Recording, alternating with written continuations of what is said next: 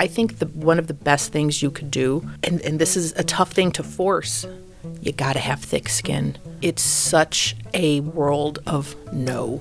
And it's so subjective. You're sending it out to editors and publishers and readers who maybe are having a bad day. That was Jaclyn Youhana Garver sharing advice for beginning writers. Stay tuned to hear more about Jaclyn's journey as a writer here on Pages and Voices. I'm your host, Meg Bell. We'll be back after the intro.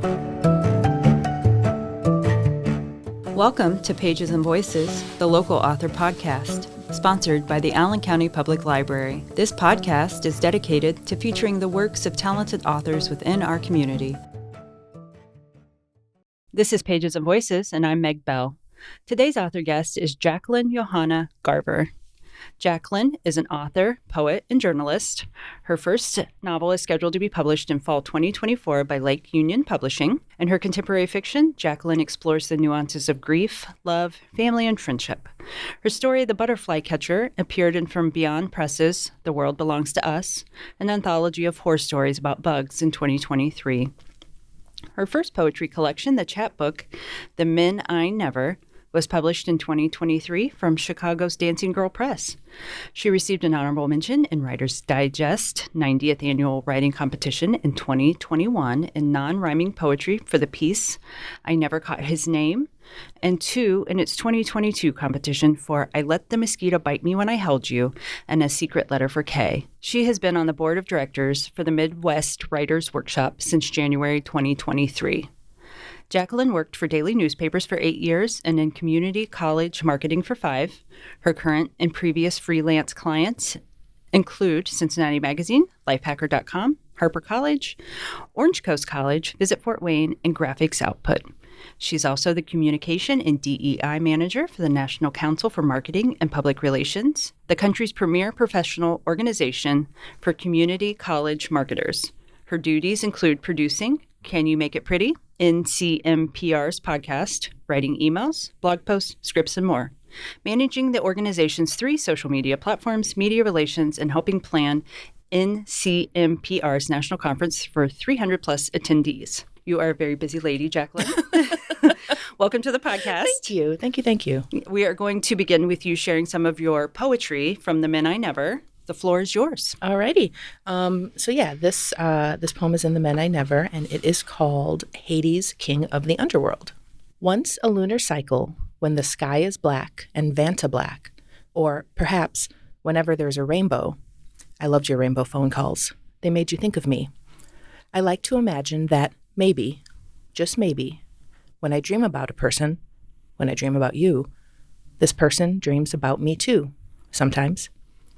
As a writer, as a woman, I dislike my use of perhaps and sometimes and for some reason because they render a statement less than, a scringy, pocked pond in lieu of Mobius vistas, as though I temper what I say and do not wish to be forceful, Athena and her pissed-on shrine, but mild and accommodating, a sleeping girl bound up in twine, as though I question my intelligence or ability, as though I hold regret, tender, a snail's stepped-on shell.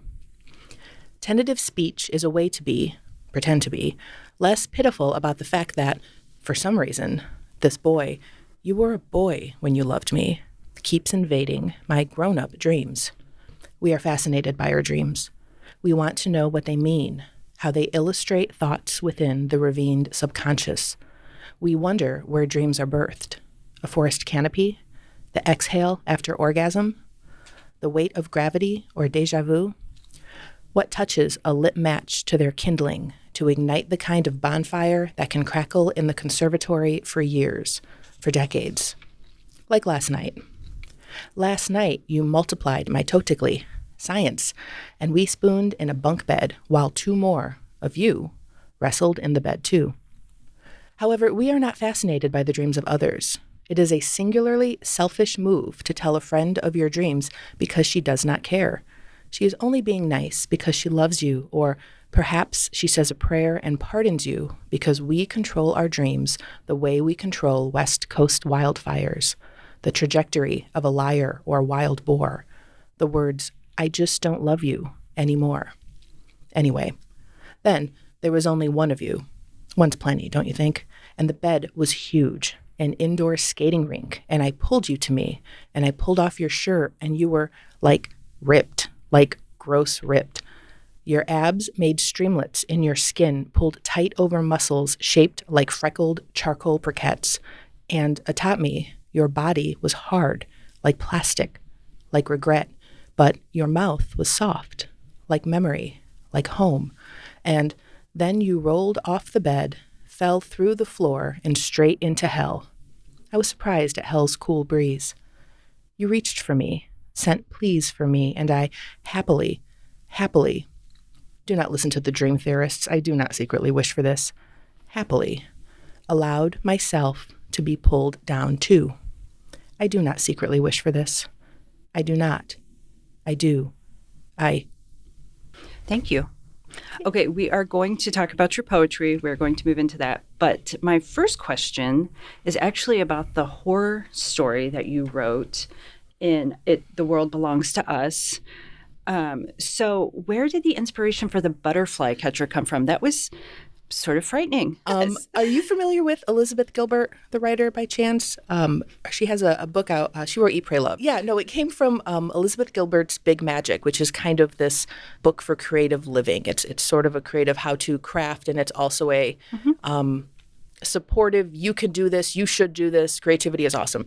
So in Big Magic, she shares this idea, and she means this literally. This isn't a figurative thing, she thinks, that inspiration and ideas are around us all the time, almost like little bugs, and that they want to be birthed into the world. Are you a writer? Yes. So a lot of times ideas come to you, you're like, where on earth did that come from? And you start writing, and it's like something takes over your hand, and it's just this most magical thinking experience.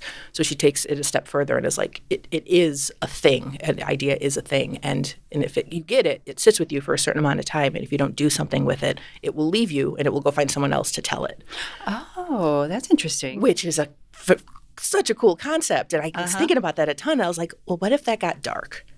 And that is where the idea for the butterfly catcher came from, is the idea of there literally being ideas around us that we can catch. Right. But what if it's a bad idea? Well, sure, not all ideas are good ideas, but she's not the only writer that has said that.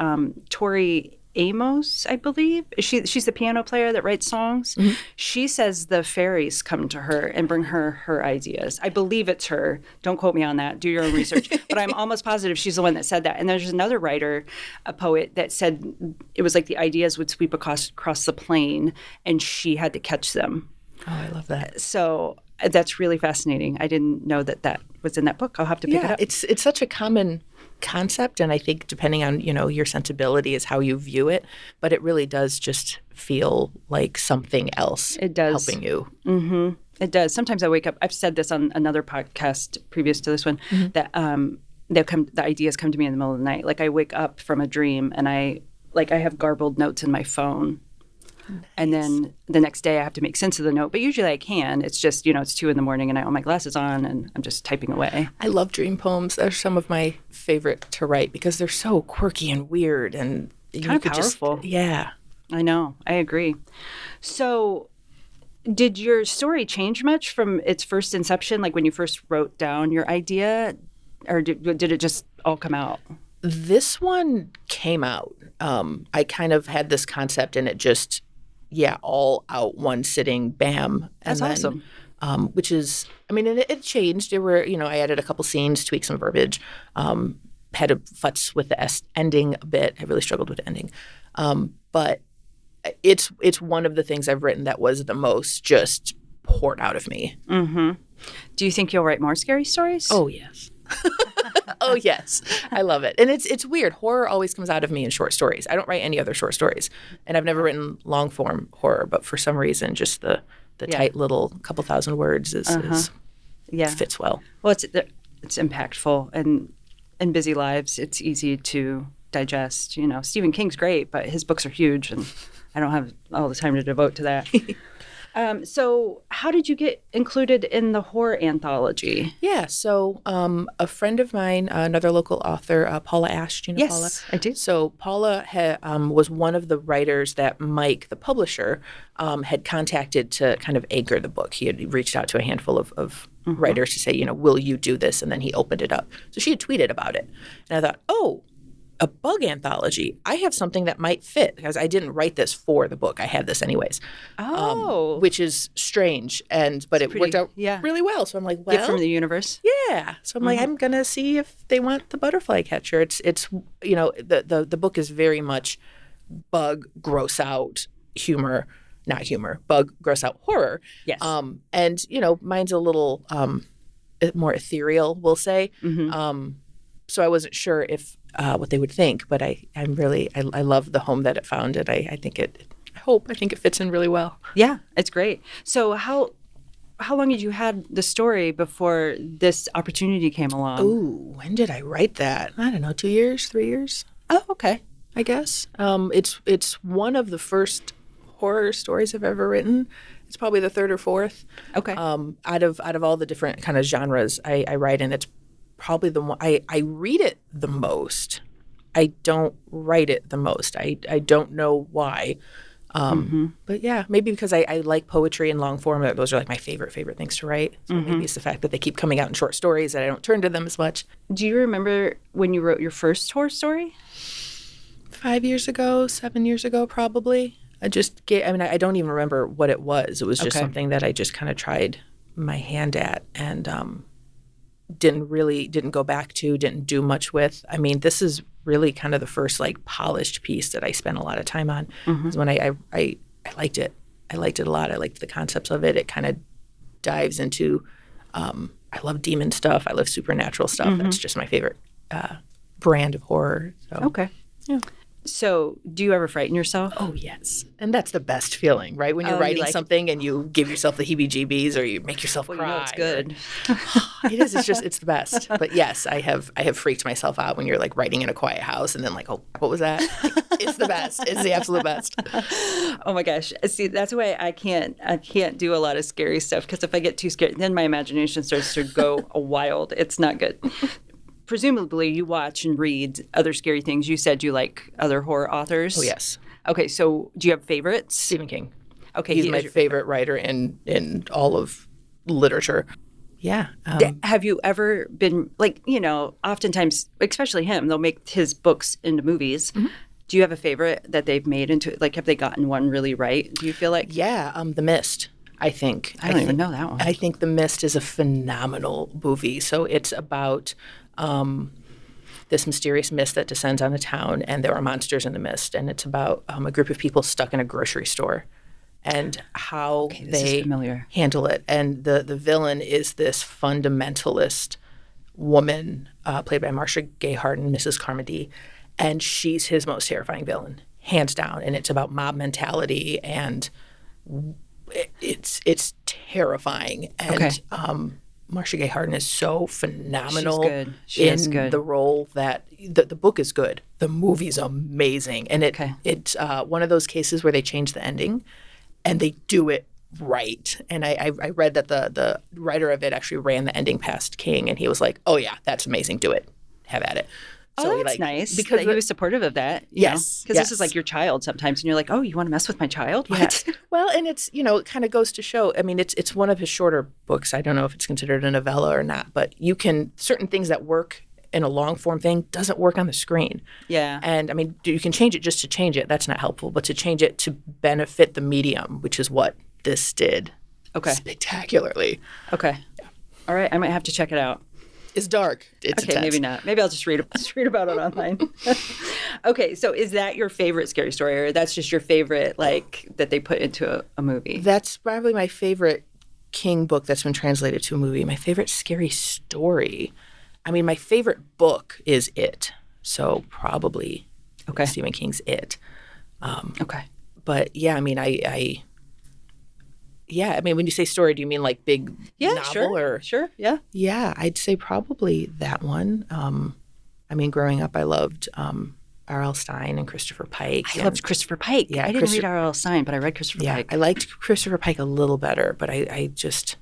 I wish, is he still alive? I wish he'd write more. I loved his books. I read them. I went through all of them in junior high. Yeah. They were so good. So good. I want to go back and reread them and see what I think of them now. Yeah, I wonder if they held up. Yeah, I know. It's so right. disappointing when they don't, though. Stood the test. I know. I know. Okay, so, and then I have to say, I feel like there's a huge difference between your horror story and your poems. Yeah. The poems felt loving. They were a little steamy, full of imagery. I have a favorite part of a poem. Can I share? Oh my gosh, I'd love it. Thank you. It's on page 9, and the poem is a telephone call as Caravaggio, still life. Mm-hmm. Did I say that right? Caravaggio. So it's kind of a couple lines. Over the phone lines, his voice stirs my pulse like cake batter. A springtime creak during a storm, faster than May and June. Though I feign ease, a sleeping butterfly and not the spastic moth drum rolling. Thrump off a bedroom window. The energy. A sample of what's to come tonight and tomorrow when I have a kitchen table with one perfect apple. The view from his mattress is always skewed. He can't stop staring, and I don't want him to. I love that. That's so beautiful. Thank you. And then you have this in The World Belongs to Us. And it's on page 156. Okay, I believe this is where I wanted to start from. The front door stood open, and I stepped inside. I didn't bother to call for Meryl, and I thought a silent wish that whatever I had done, I had been kind to my friend. I found a piece of Meryl on the 4th step leading to the 2nd floor. Another piece was in the upstairs hallway. I found most of her on the floor of her bathroom. I had not been kind. Does one of these come easier for you than the other, or is this just like you just got it all? All the talent. I don't know. I don't know which one comes easier. Maybe the poetry might come a little easier, but I don't know. But I one of the things I like doing in horror is adding an element of sweetness. You know, The Butterfly Catcher is a story about a woman and her mother. Yeah. I mean, it's a story about relationship. It starts with them. It ends with them. Yeah. So it's, I mean, I love writing love poetry. And when I kind of got into it, I've gone through spurts with poetry pretty much since I was in grade school. And I kind of got to a point where I'm like, I need help to get to the next level. Like, I can't do this anymore by myself until I need to learn how to edit a poem. Like, that was really hard for me to think about because it's like, I can edit. I mean, my background's in journalism. I can edit anything. How do you edit a poem? I know. During the pandemic, I'm like, I'm going to take poetry classes. And then after taking those classes and kind of really working on how to edit poetry, it became something that I was so focused on. For me, they fit together. I mean, in all of the writing I do fits together. I mean, my background is in journalism, and I'm a trained journalist. That's what my degree's in. And I use that in everything that I write. And as I've been growing my long form, I've seen that affect journalism. So one of my clients I write for is Cincinnati Magazine, and the features that I do for them, I've seen the way I write them change drastically since I really started focusing on novel writing. So it's just, to me, it's all really connected. And which one of those, poetry or horror that suits me better, it's such a combination of them. I mean, I am a horror lover and I love poetry. And when I really started diving into it again during the pandemic, I'm like, I'm going to write about important stuff. Because, 2020, there was some stuff that happened in the world. There was stuff going on. And I tried writing about Supreme Court stuff and the environment and all these big issues. And I liked the stuff I was writing, but it didn't flow very easily. And I've been writing love poetry since I was like 12. So I'm like, okay, I've been practicing this for over 2 decades. Maybe I should just lean into this thing that I've been doing forever instead of trying to be this poet that I'm not. And I put this collection together and I found a home for it. And I'm like, well, I guess I should just write me some love poetry. And, like I said, I tried really hard to be political and to do what I, quote unquote, smart poetry, right? Which and I've gotten there, but it took a while to get my head out of that awful way of thinking. Why is love poetry not smart poetry? Why do so many people look down on love poetry?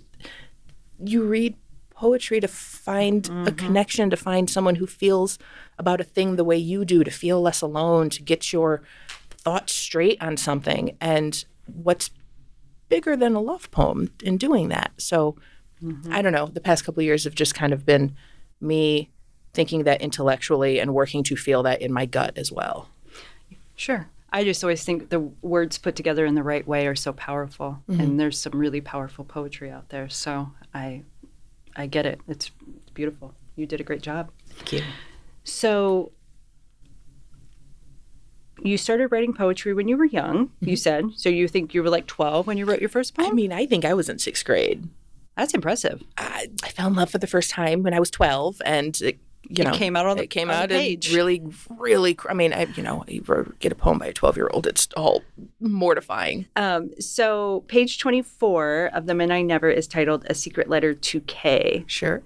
And you wrote that with someone in mind, I assume. I did. But it is called The Secret Letter. Mm-hmm. Are we allowed to know who the secret letter is to? Yeah, I don't mind at all, actually. Okay. It's for the poet Kaveh Akbar. Yeah. Okay. And it's, and the only reason and a couple different iterations of the title had his name in it. I'm like, but it's a secret letter. I have to keep it secret. But you were the first person to ask me that. Oh. So thank you for asking me that. Good on me.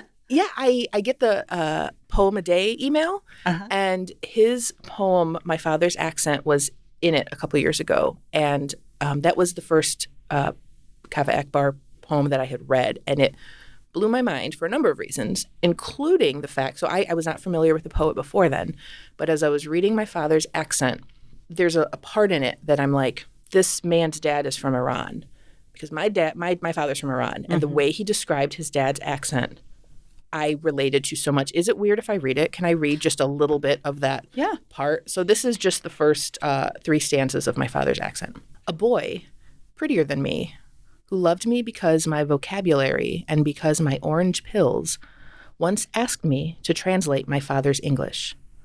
This poem wants me to translate it too. Idiot poem, idiot hands for writing it. An accent isn't sound. Only those to whom it seems alien would flatten an accent to sound. And that line just stopped me in my tracks because I can't mimic my dad's accent. I have tried. It's completely... It can't be mimicked. And for him to describe it that way, and then the final line of the poem is, my father speaks in perfect English. I felt like he was writing about my dad. Yeah. And then I, turned to the Poem a Days have the bios at the end, and it said that, he was born in Tehran, Iran. I'm like, they're totally Persian. So I felt such a kinship, and I think what we were talking about before with poetry, finding yourself in something else is so powerful and impactful. So actually, after I read that, the book hadn't quite come out yet, and I contacted the publisher, and I'm like, can I get a copy for review? And I actually wrote a review on the book for Colorado Review, which was really fun, and I was awesome. Really honored to write that review because I connected so much with the words. Absolutely. But yeah, so that is where A Secret Letter for Kay came from, is finding that poem, reviewing the book, feeling like I was just kind of submerging myself in this man's world. Okay. And that's really neat. Thanks. So is it hard to put the personal pieces into the world? Yes. It's very, very hard. Journalism is you're writing about other people. You're putting other people's stuff in the world. And there's still a piece of you when you write a feature story, write a column, but it's so different. And yes, it's incredibly hard. I'm really fascinated with the concept of the difference between fact and truth. And journalism is about facts. You have to get the facts of what happened correct. It's 98 degrees outside. But the truth of it is so much more interesting and so much more personal. It's so hot outside. When I stood up, strips of my skin from the back of my thigh stuck to the chair. No, it didn't actually, but you have a much better idea of how hot it is from the truth of that hyperbole than you do from the fact of the first statement. And I don't know. I'm absolutely fascinated with that. But when you're putting that truth out there, I mean, it's the most vulnerable, uncomfortable thing. I think that's one of the things I like about poetry. My first drafts tend to be straight memoir style. Okay. And then when I get in there and I take the facts out and add the truth. Well, that's interesting. Yeah, there's always like a sense of urgency to my poetry, and it's memoir, and I don't know. I'm trying to remove that sense of urgency, so Yeah. I might have to look at it through that lens. It's removing the I and adding the speaker. So when I look at, I mean, even, A Secret Letter for Kay or Hades, King of the Underworld, even though those are based on me, I don't look at the I in there as me, as Jaclyn Garver. I look at it as just the speaker of the poem. You've given me something to think about.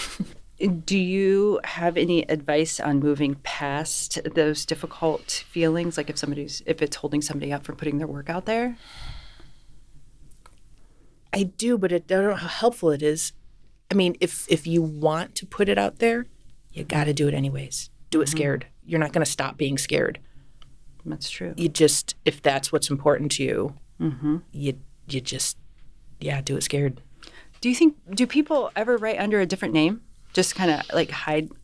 Yes, I'm sure there are pseudonyms out there, and I've fleetingly considered that, but I don't know. Maybe I'm too.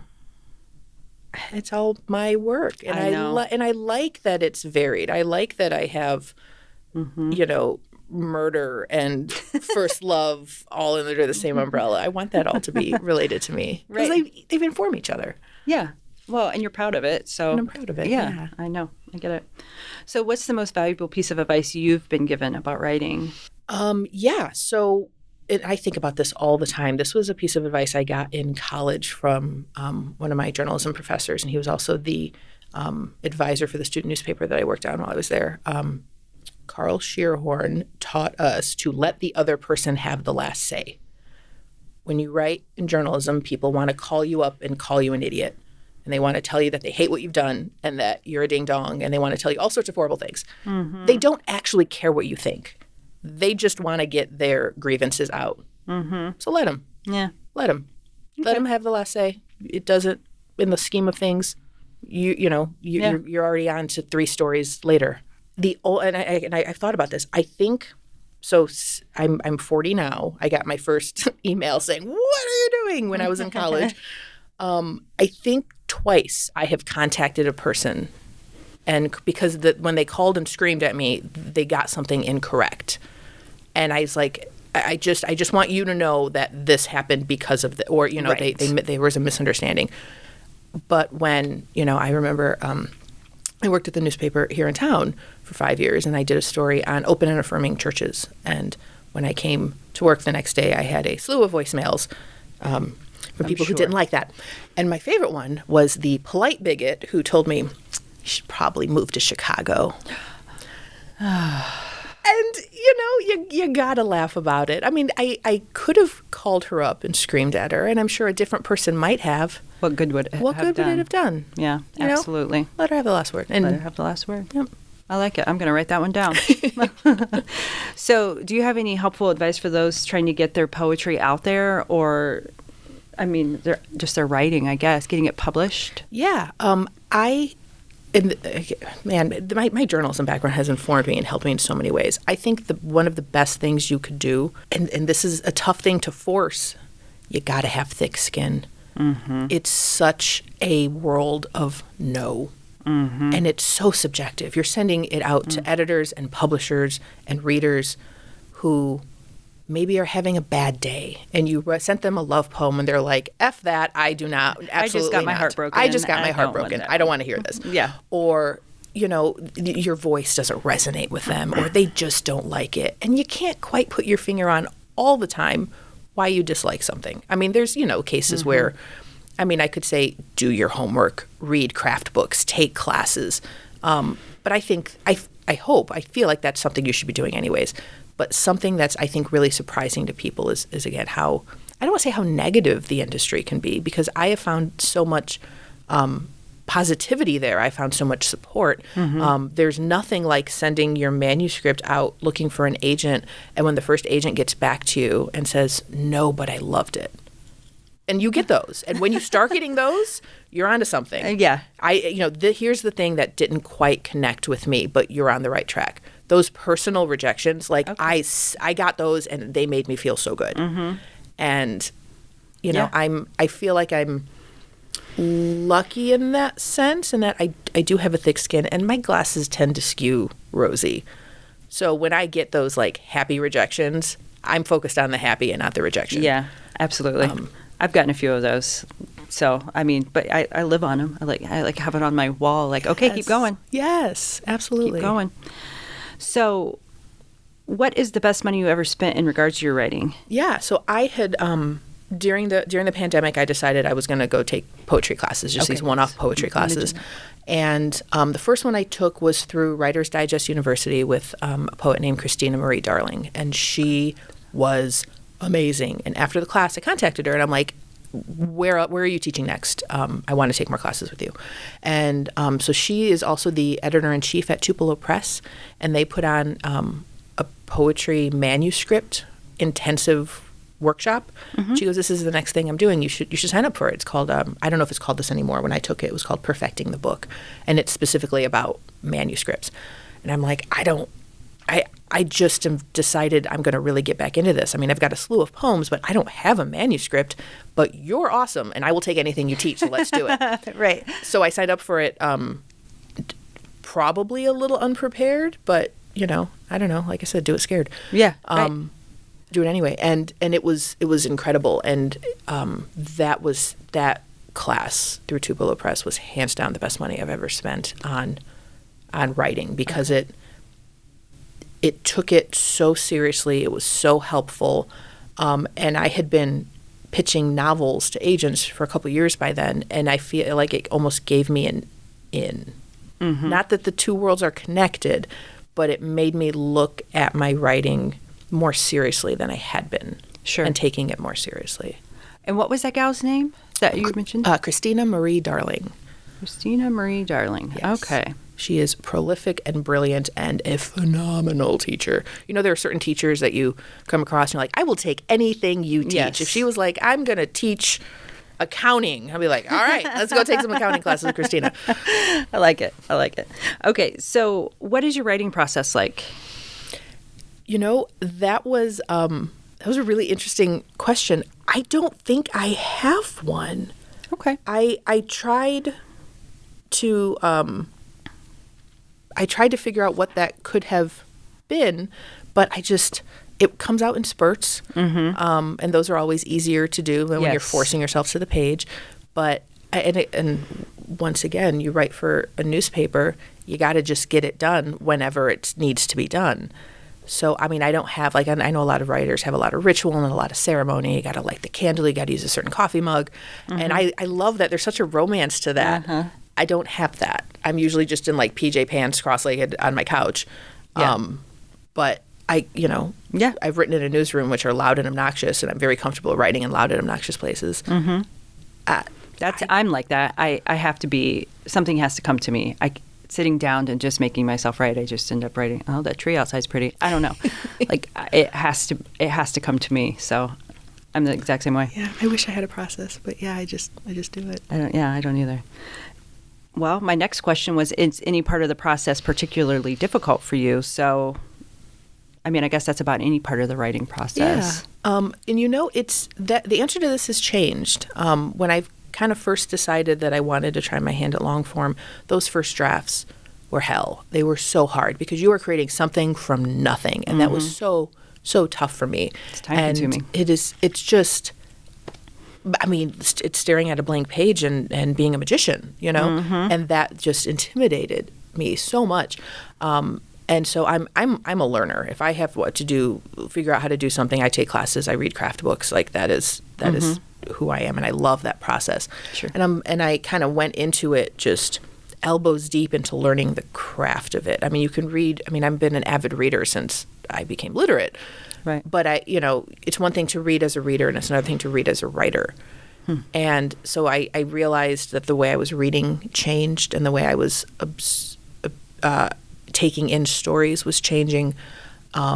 I was seeking out craft books on beginnings, middles, and endings, and dialogue. And, you think my background in journalism, like, I've quoted people all the time. I understand dialogue. I understand voice. It's not the same. When someone is talking to a journalist, they are trying to sound so smart and so intelligent and so with it. And if you sit in a coffee shop and listen to that is not how people talk. And I put so much effort into learning that somewhere along the line, the first draft became my favorite thing to do. It is so much fun to make stuff up and see where it goes. And now I would say I'm at a point now where that first big edit is a beast. And I love editing. I love taking something that exists and making it shine. That is my favorite part of writing overall. Okay. But when you're doing that with a 70,000 word manuscript. Oh, I know. I'd be overwhelmed. Oh, it's a lot. I think I'd want to hire somebody. Can you edit this? You like to edit. Can you do this for me? Well, especially when you're going in and like changing structure or, we need to make this character more relatable. So you're going through all of the switching pages. Scenes around. Or... Yes. And again, it's fun. Like if you don't think this is fun, you shouldn't do this. Like this is not, there's no money in it. It takes forever. Everyone's going to tell you no. So if you don't love it, like find something else to do to spend your time. But if you love it and if it's fun. Yeah. And even though that's, I think, the hardest part, it's still fun. That's okay. I like it. Okay, now we're going to pivot. It's fun question time. All right. Okay, now this first one, honestly, I'm thinking back to our conversation, and I don't know if we already said what this was. Your favorite book. Did we say that? Stephen King's It. That's right. All day. Okay, I thought we said that. If you could switch places with any one person, living or dead, who would it be and why? Okay, so this was the second question I super struggled with. And I was thinking about it, and I'm like, I don't know the answer to this. And I am going to quote Ted Lasso here. Are you a Ted Lasso fan? I know who you're talking about. I haven't seen it, but I've heard so much. So there's a character on there named Jamie Tart, and I'm going to not do the little song after it. If you know what it is, you know what it is. But Ted Lasso is going around asking, lion or panda, what would you want to be? And Jamie Tart says, Coach, I'm me. Why would I want to be anyone else? All right. And that felt truest to me as I was trying to figure out who on earth I would want to switch places with. And I like my life. I don't want to switch with anybody. All right. That's good. I think, so I know this isn't about me, but I thought about that question for myself. Yeah. And I was like, Dolly Parton, just for one day. Oh. I want to get inside Dolly Parton's head, and I want to know what makes that lady tick because she is so successful. She's a savvy businesswoman, and I just want to know. Okay, maybe I changed my answer. So nobody or Dolly. If any one of your stories were made into a movie, who would star in it? So I'm thinking of the novel I have coming out next year, and the character is half European and half Assyrian, which is my background. So I was trying to cast Asha. And let me tell you how tough it is to find an actor who's half white, half Middle Eastern. Yeah. So I let that be really broad. And who I came up with, her name is Geraldine Viswanathan. And have you seen the movie Blockers? Or on TBS, she's in Miracle Workers with Daniel Radcliffe. She's half Indian and half Swiss, which is close enough. So, and I love her. She's really quirky and sweet and awesome. And so, yes, I would cast Geraldine. And I wish this rolled off my tongue easier. Viswanathan as Asha in my book coming out next year. All right. I'm going to have to look her up. She's a delight. If you had to describe yourself in 3 words, what would they be? All right. And I put some thought into this. Hungry. I love to eat. I'd always rather be eating. Cuddly. Oh, yeah. Touch is my love language. I want to hug basically everyone I meet. If you're one of my people, I'd rather be walking around with us all like snoodled up than not. And the last one's more of a concept than a word, I suppose, but up for it. Oh, yeah. I'm not adventurous in the way of like I have no interest in like jumping out of an airplane. That's ridiculous. But basically, I want to try new things. And let's give it a shot. And if it stinks, we won't do it again. And if it's great, we'll do it 3 more times. Right. So I'm adventurous about food. I like to try new food. Yes. So I get where you're coming from. I do not want to jump out of an airplane either. So, okay, now you've mentioned your book coming out in 2024. I did want to touch on that briefly. Sure. Does it have a title? So right now it's called Again. That's in the Publishers Marketplace announcement. It was called Again. But about 2 weeks ago, peek behind the scenes of the publishing world, my editor was getting ready to meet with one of the marketers on the team, and she's like, can you send me some alternate titles in case Again doesn't work? Sure. So I don't actually anticipate that it's going to be called Again, But that's what it has been for me for 6 years. So, okay, and that's how long you've been working on? The first draft came out probably more than 6 years. I think I wrote the first draft. That first draft came out of me faster than anything ever has in life. I wrote the first draft of that novel in like 3 months. Normally it takes like 2 years. Right. 2015 or 2016 summer is when I wrote the first draft of that. Okay. How long did it take you to get somebody to snatch it up and want to put it out into the world? Yeah. So the book that it made me find. Wait, do you mean finding the agent or finding the editor? Whoever decided they wanted to publish it for you? Okay, so that's the editor. So I used it to land an agent because I want to write. I don't want to do the businessy stuff. So I'm like, if I'm going to do this, I want to do it with an agent. Okay. And again is the third book that I pitched to agents.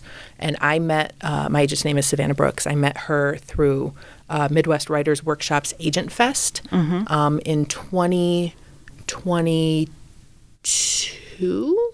I met her in 2021. She signed me in 2022. So I got to pitch it to her. At Agent Fest, you can actually pitch in person to agents. Mm-hmm. And I got to pitch it to her there. About a year later, I heard back from her, and she accepted it and signed me on as a client. Wow. And this, and that's just, again, patience, thick skin and patience. I should go back to that and say. I signed with Savannah, and it took her about a year to sell it to Lake Union. Okay. So, yeah. All right. It's been a process. Sounds like it. So how can fans reach you? Probably my website is the easiest way to go. It's jyogarver.com, jyogarver.com.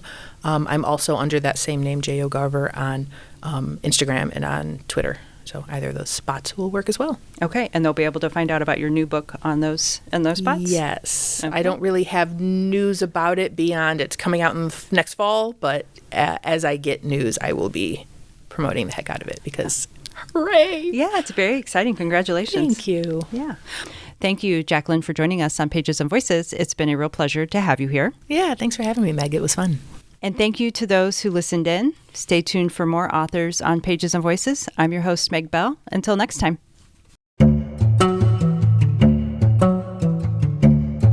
I'm Meg Bell, your host of the ACPL Local Author Podcast, brought to you by the Allen County Public Library. If you enjoyed this podcast, please show your support by liking, subscribing, and sharing it with your friends and family. Your support means everything to us.